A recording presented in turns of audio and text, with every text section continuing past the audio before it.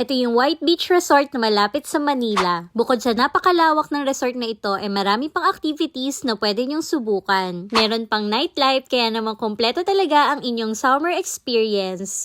Canyon Cove, Batangas is 2 to 3 hours away from Manila. And for only 3,400 pesos, meron na kayong accommodation, breakfast, and access sa kanilang facilities. Pero kung ano budget ka, don't worry, meron din silang day pass. And for only 199 pesos ay pwede mo na ma-access ang kanilang swimming pool and beach. Marami silang cabanas, at meron din silang common shower room na pwede nyong gamitin. Outside food are not allowed, pero meron namang makakainan sa loob. At kung may sasakyan kayo, few minutes drive lang din naman siya sa bayan. Medyo luma na ang facilities pero okay lang kasi sobrang ganda dito at nag-enjoy talaga ang kids namin. Dahil hindi mo na kailangan sumakay na eroplano para lang maka-experience ng White Beach. Kaya kung hindi ka pa nakakapunta dito, idagdag nyo na to sa inyong bucket list this summer. Ang lapit lang nito kaya kayang-kaya nyo dahil 2 to 3 hours away lang from Manila. At pwede rin kayong mag-commute ha, sakay lang kayo sa PITX ng biyaheng Nasugbu via kay Biang Tunnel. At pagbaba nyo ng Nasugbu, 1 tricycle away na lang to. At syempre, huwag nyo kalimutan gamitin yung discount code ko kapag nag-book kayo sa Klook. I am Mommy Joy and follow me for more budget-friendly family travels. Bye-bye!